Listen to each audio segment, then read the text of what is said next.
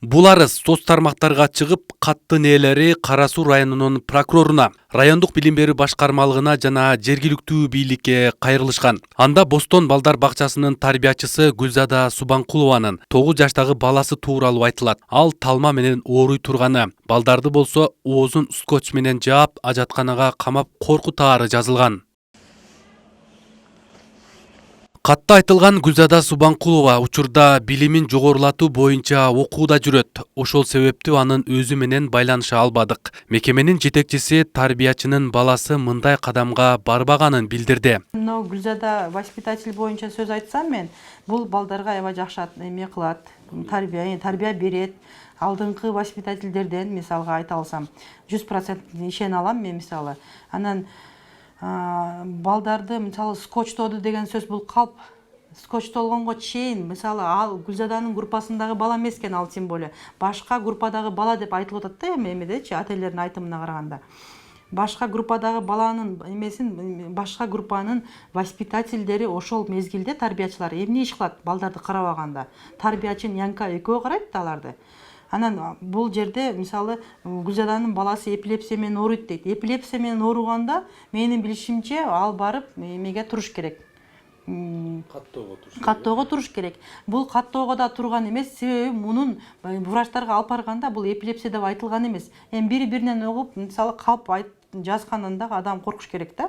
Бостон балдар бакчасынын жетекчиси коомчулукка чыгып кеткен арыздын мазмунун толугу менен четке кагат. Анын айтымында бакчада буга чейин ушул маселе боюнча ата-энелер менен чогулуш болгон. Арызга кол койгон 17 ата-эненин баары чакырылып, бирок алардын 11и гана келген. Чогулуш өткөндө ушул именно ушул 17 ата-энени чакыргыла дедиле. Биз чакырганда 11 эле ата-эне келди.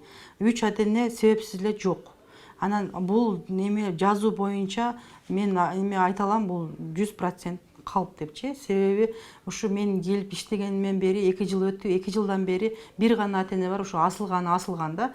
Родительдер бул жерде дагы айтып атат. 500 сомдон чогултуу боюнча постельныйге депчи. Постельный боюнча бизде 3 жылдан, садиктин ачылгандан 3 жылдан ашты да. Постельный боюнча бизге өкмөт берген, өзү жаңы ачылганда бериптир мага чейин эле. Ата-энелер өздөрү инициатива көтөрүшкөн. Анан бул жакка жазганын себеби бир ата-эне, ошол мага асылып жүргөн ата-эне азыр ошол жазып туруп ата-энелерди алдап кол койдурган. Эмне деп алдаган мисалы? Питание 750 сомго, ошо 750 сомдон биз кыскартып беребиз сиздердин питанияңарды. Бул 750 сом деген эме болбойт. Келгиле 500 сом кылабыз. Шаардын сайттары 500 сом экен деп булар жазат дагы. Ата-энелер шашып балдарын алып келген мезгилде үстүн окубай туруп кол койгон ата-энелер бар экен. Ата-энелер чогулушуна Кызыл Кыштак айыл өкмөтүнөн да адистер катышкан. Айыл өкмөттүн өкүлү чогулушка келишкен бир нече ата-энеден кат боюнча сураганда, алар билбей эле кол коюп алышканын айтып беришкен. Деп арызды окуп бергенден кийин кээ бир ата-энелер мага жазып беришти. Шунукат Акбар Алиева, мен арызды түшүнбастан кол коюпман деп жазып атат.